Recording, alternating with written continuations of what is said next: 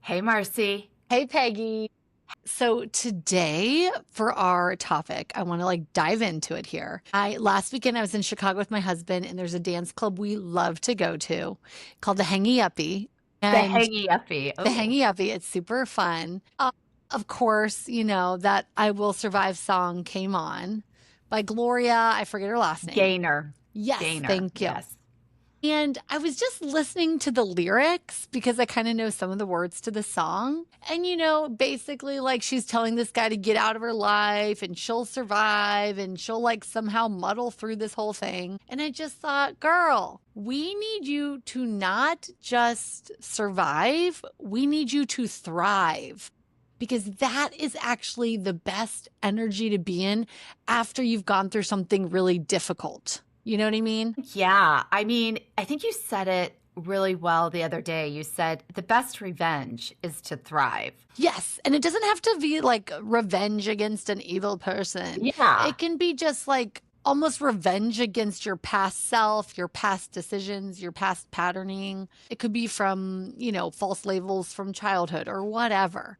But that is the best energy to climb way up in the head. Yeah. And we know this, right? Because you see so many people say, oh, they had a glow up after a breakup or Yes. whatever, Yes. so they're looking homeless while they're in the relationship. And then all of a sudden it's like, who's that girl or who's that guy? And Right. they look totally different. Yet on the inside, they're still not thriving, right? They might be Yeah. going through the motions and looking like a certain look, but then at home, they're a puddle on the floor and they're not thriving. Or they go to the grocery looking great, but they won't go out to the dance club because they are insecure or nervous. Yeah. So I think there is the surface level thrive, and then there's the deeper level thrive. Yeah, I do think the surface level matters though. I Sometimes you think got to they're both fake it till you important. make it. Yeah, Yeah, I I think they're agree. both important.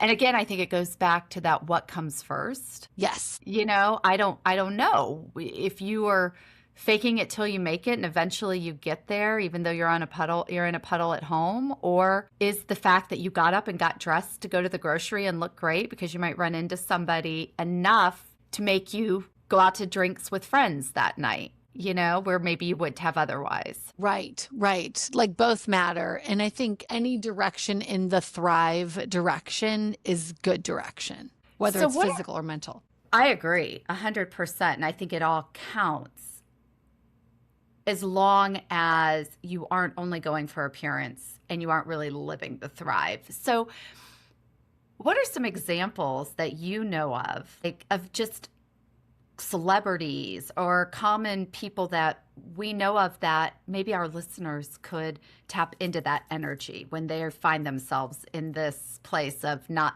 just surviving, but actually thriving? Yes. Well, I immediately think of Taylor Swift and other artists that have recently done this, where they have gotten the rights to their music back, whether they're re-recording it or whatever. And they have moved themselves out of a position of being owned and into this place of empowerment. It's my music. I own it, and I'll tell you what we will and won't do with it. I mean, Taylor Swift is a prime example, right? What a badass. She Yes. came out not owning any of her own music and being so angry. I mean, the whole Reputation album was just her revenge era, really, literally her Yes. revenge era. And she was just ready to burn it all to the ground. The entire concert was her burning it all to the ground. She, COVID hit, she goes into hiding essentially. We don't see her. She is angry and she rises and she Yes. comes out of those ashes, and she doesn't just take down Scooter Braun, she takes down the freaking industry with her, and she sets the precedent for every musician coming after her.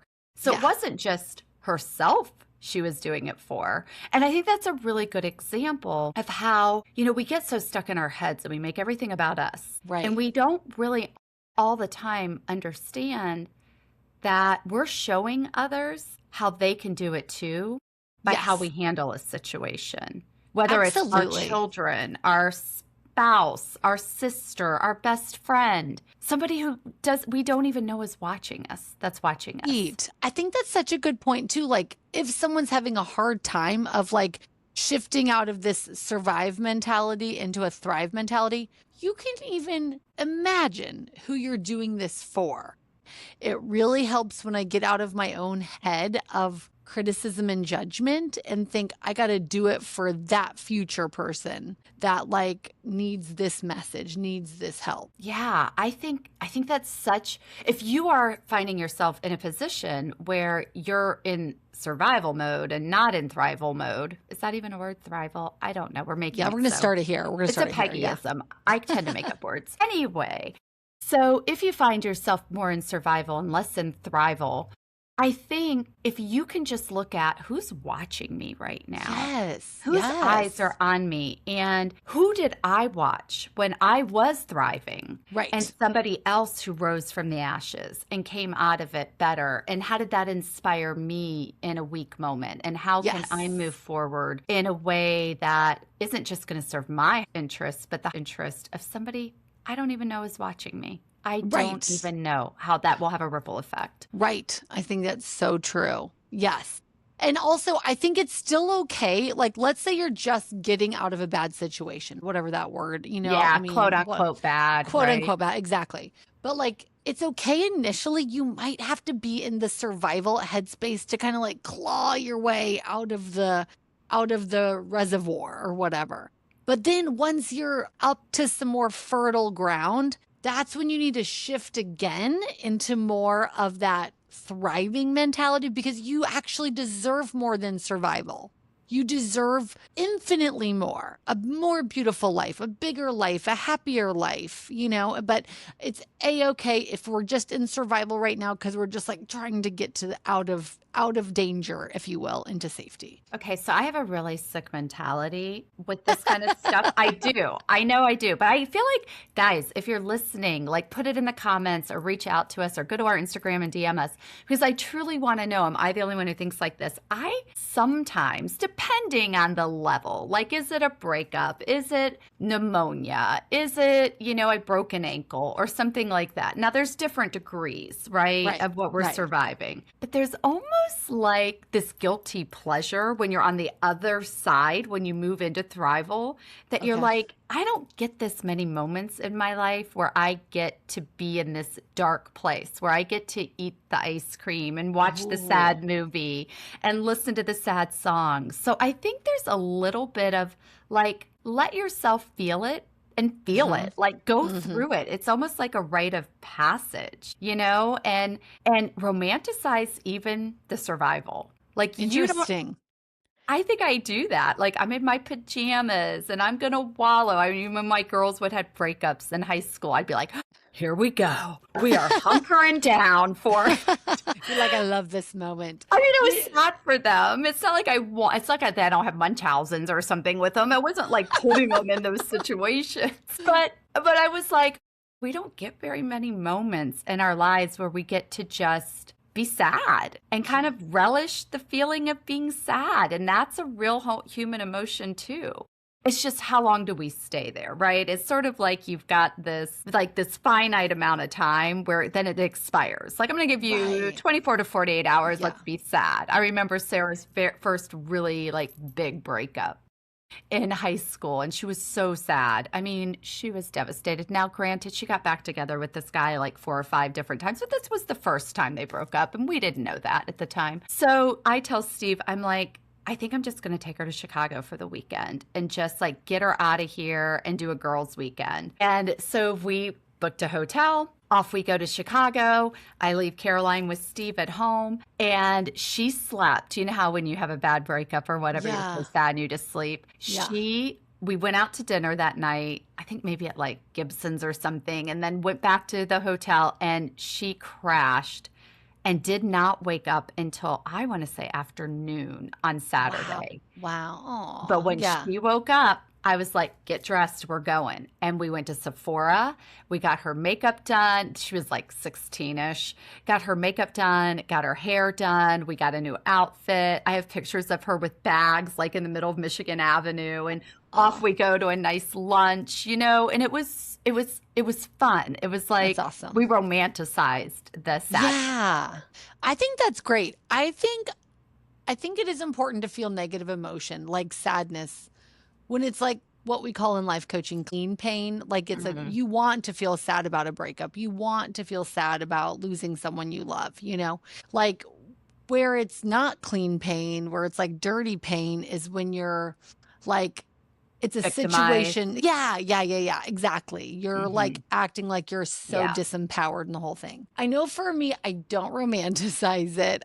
I process quickly, so I don't sit in it very long until my creative brain's like, okay, what next? What fun thing? What cool thing? What creative thing? Like, how do we climb out of that? And I don't know if that was like born in me or I've just developed that muscle and so I still have it strong, but I go through it pretty quick. See, I think I'm doing both. I think even while I'm romanticizing it, I'm already plotting my revenge mode. Ooh. I'm already Yeah. in thrival, but I'm sort of like, I'm going to feel it too. Yeah. You know? And I do love jammies. I mean, I love to be in pajamas. It feels Oh my so good gosh. to And me. you put on every romantic comedy and you're listening to all the sad songs and you're eating all the yummy food and you're just like, this sucks. All the while you're like scrolling and buying the outfits you're going to wear and you're making the plans with your friends. And Yes. Actually, this takes me to a story that I actually shared recently at a talk. I don't think I've shared it here on the podcast. I'm not going to use names because, HIPAA. But one of my clients, I'll never forget, she came into the salon. First of all, I had done her hair and her husband's hair for their wedding, like the Okay. week before. It was a destination wedding. And she was like a 9 on the beautiful scale, and he was like a 5, but successful. So we could I'm just going to average. pause you right now. Yes. If you're like me, everybody's wondering, well, what am I on the beautiful scale? Okay, move on. Go on. Okay. I just got distracted. So she was a 9. He was a 5, but successful. So we'll Mhm. bump him up to like a 7, whatever. Yeah. And Hot. I cut his hair, and like he adores her, as he should. They go do this vacation. A couple years later, she comes in the salon like bawling, and she's like, he's leaving me. And I was like, what? And she's like, he said he wants a divorce. He said he never loved me. And I was like, bullshit. I like did his hair. He was so in love with you. And she was just so upset. Like, what are we going to do? And I was like, here's what we're going to do. You're going to come in on the day of your divorce court date. I'm going to blow out your hair like a Victoria's Secret model. You are going to go buy a bombshell of an outfit, and you're going to walk into that courtroom with your head held high and make every man in there wonder, what the heck is this loser thinking? And that's what we did. But my point is, like, she was still in like survival mode, and I was in like, let's thrive, sister. I love that story because what a badass, both of you. But what I really love is that that's such a great example of how sometimes we can't get out of our own head. Yeah. And we True. can't see the actual reality. We can only see our reality, our Right. perspective in it. And if we stay isolated in survival mode, True. we're never going to get the opportunity of perspective. And we have to go to somebody we trust and say, I feel like, yes, she's a beautiful woman, clearly a beautiful woman, but she may not feel beautiful on the inside. She Or may at that not moment. in Yeah. that moment. And Yeah. she needs somebody to say to her, look, you're more than an exterior. You've got Yeah. it on the inside. You've got it on the outside. This guy was out of his mind. And let's go Yes. remind you who the F you actually are. Exactly. And it was funny when I told this story at a group of cosmetology students recently, like they loved it. And I said to them, this is the power we hold. You know what I mean? It is helping someone level up out of a dark spot. What a gift. You know, it's such a cool thing. So yeah. I was just this weekend in a clothing shop and I was trying on a dress, and the woman, it was a very boxy dress, and we were looking for a belt, and she says to my husband while I'm in the fitting room, oh, your wife does need a belt. She's very tiny. Well, this woman doesn't know I've lost weight, right? So of course I'm like, did she just call me tiny? And, it becomes a whole thing. Well, we get talking then, and it turns out her husband had just passed within the last 12 months. And she always wanted to have a shop, and he never would let her have a shop. And she's like, I loved him to death. I'm very sad he's gone. But I said to myself, I'll open my shop. I am opening my shop now. She lost all this weight. Wow. After he passed, she was like a 2X, and now she's like a size medium or something. So, that's a prime example where, yes, you could tell she was still sad. Yeah. Right? You Totally. could feel her grieving. Yes. But also, she saw this as the opportunity to now pursue some of these things she didn't before for whatever reason. Right. She's not staying stuck. Two things can be true at the same time. You can be somewhat surviving and also thrive in other areas of your life. It doesn't have to be the extreme of one or the other. Yeah, absolutely. I completely agree. Yeah, so let's talk about the steps. If somebody is struggling, maybe they're hearing this podcast and they're like, oh my gosh, I'm just surviving. Mm-hmm. Let's talk about some steps that they should be taking to help them get to thriving. So, okay, let's just give a scenario. Olivia's boyfriend just broke up with her. Okay. So he just broke up with her. She didn't see it coming. Right. And she's beautiful. She's got a great career. She's got there's no reason. She's a 9. Okay. Yeah. There's really no reason on paper. She thought everything was going great. There were no signs. And he cheated on her, and she found out. She caught him. So she's not feeling so great right now, to be honest. And she's questioning kind of all her whole life decisions. How long have they been dating? They were together about 18 months. Okay, so not super long. No. I mean, they did, they didn't live together, but they were at each other's place every night, so this is a big change for her. Okay. So I think I would first say to Olivia, obviously feel your feelings, cry, listen to sad music, feel it for a while, but also don't set up camp there. We're going to climb out, and I would start writing. Actually, I tell people to do this all the time. Write a list of basically all the things in that person that kind of drove you a little bit crazy. Even if it was really perfect on paper, they got along great. There's going to be little things, Let's call it the good riddance list. Okay, I love that. Good riddance list. Okay, so I would write that down first and just don't type it on your phone. Don't you dare put it in an email. Don't send it. Don't show it. Just stick it in your nightstand. Your eyes only. Exactly. Okay. Then I would also, on a different day, after meditating, listening to music, relaxing. So you're kind of calming your nervous system now. So you're going to write it all down. These are the things that drove me crazy about him. Now I'm going to calm my nervous system. I'm going to do all the things. And this is on a different day. So day 2, let's call it. After you've been in nature, relaxed, meditation, breathing exercises, all of it, then you are going to write a list of your dream partner in life. And I don't want you to get superficial. Olivia, you might be getting superficial, 6-pack abs. Yeah. But really good qualities. You want somebody that is really maybe attracted to you. You want somebody that's funny. Maybe you want someone that's kind. Maybe someone that's very handy around the house or whatever. I would write that list, and that is going to be your North Star. Okay. Your North Star list. So we've got our good riddance list. We've got our North Star list. I love this. Okay. Yes. Then I think you're going to start focusing on you. What are some daily practices that are going to make you feel good and, frankly, look good?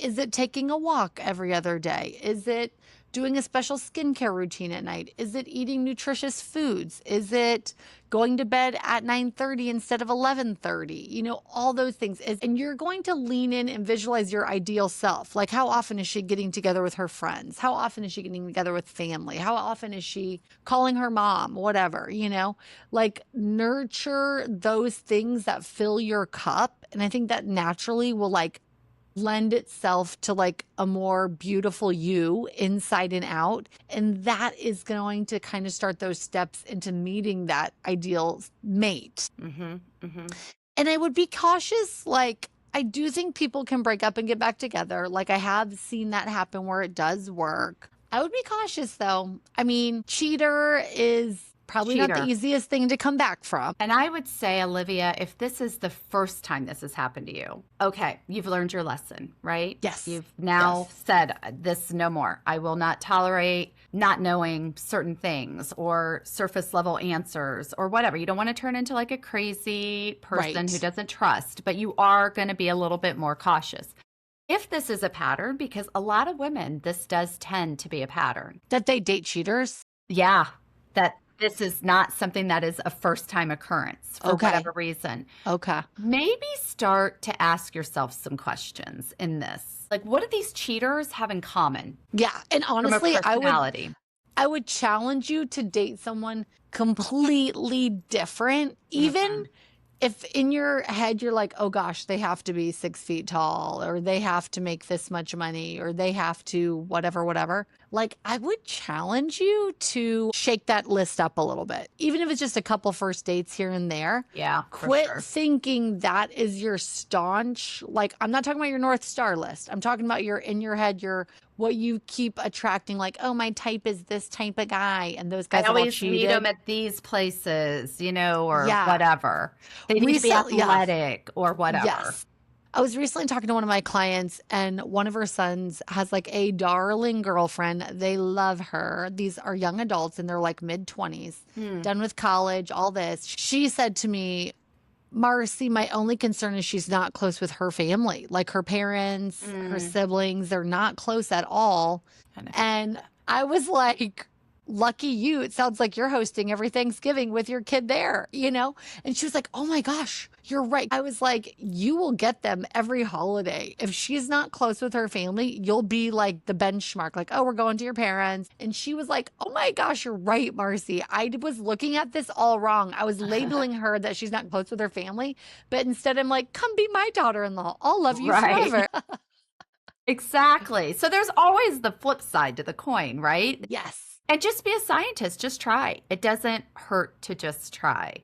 Yes. And I think that it applies to anything. You've lost a job. You lost a pet. That's very devastating. Whatever it is that puts you in this place where you're just surviving, start to make your list. I mean, here, I'll give you a prime example. I have a 16-year-old dog that I adore named Teddy, and he's not thriving right now. Like, he is just not. And so the circle of life is about to happen, and it's going to be very, very sad for everybody in our family. He was, our girl's dog from when they were little, and it's going to be a very hard loss. However, there is a good riddance list in this, right? I mean, there are some benefits that come also on the flip side. So even though I'll be grieving, there's also now I don't have to worry about if I'm out all day, calling my neighbor and having him come over and let him out, or having my 85-year-old mother take care of him while I'm traveling because he can't travel with us anymore. Every cloud has its silver lining. Yeah.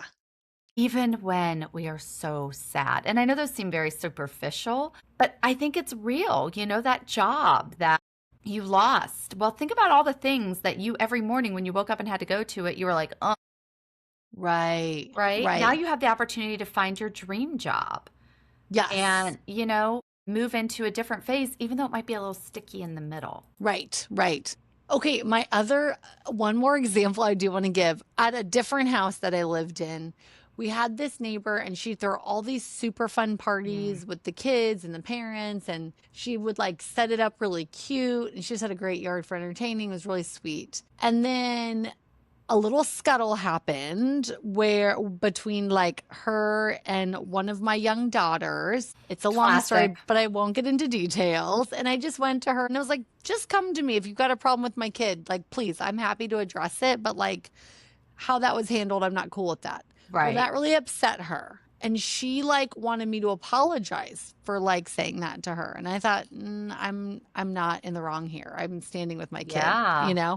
And so we were no longer invited to these parties at their home right down the street. You got blackballed. Yes. And at first I was like upset. I was like, oh, okay. I thought our friendship was deeper than that, but apparently not, And I thought, no, I will find my own friends. I will throw my own parties. I will Like, in fact, she taught me how to throw a party. She taught me how to make it magical. It was a gift, you know? Wow. So fast Yeah, forward, because you're like all about a great magical party I now. slay a party. Yeah. You do, yeah. So fast forward, we did move to a different house. We ended up moving, not because of that, but just life, you know? And I have thrown so many parties. I ended up meeting way better friends that were more aligned with me and my personality, and I love them so much. And we've even thrown several gatherings that turned out to be like a benefit for like Ronald McDonald House or for Mm, the Historical Society. And like it feels extra special when I can host and give back simultaneously. yeah. So and that was my thrive. I didn't just like pout and be like, I guess I'll have to find new friends. I guess I'll Hmm. just like curl up in a ball, you know? And it's just been a gift. I love my neighbors now where I live, and they love a party and they love a gathering, and all my friends, like it was just like a win, win, win, win, because I chose to thrive. Yeah. And I want to say I didn't burn it down. And years later, she came to me wanting a donation for like a thing, like a graduation kind of thing.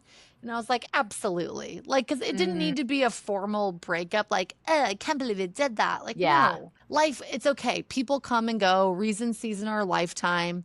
I was just like flexible and fluid, and it all worked out beautifully, exactly how it was meant to. But on the flip side of that, you very easily could have harbored a Mm, resentment towards yeah. her that carried to this day, that Hmm. carried through your community of friends, that brought Right. everybody into it. You could have taken the low road. Yes. And Yes. that is a form of survival, but not thrival, is Ooh, when you take yes. the low road.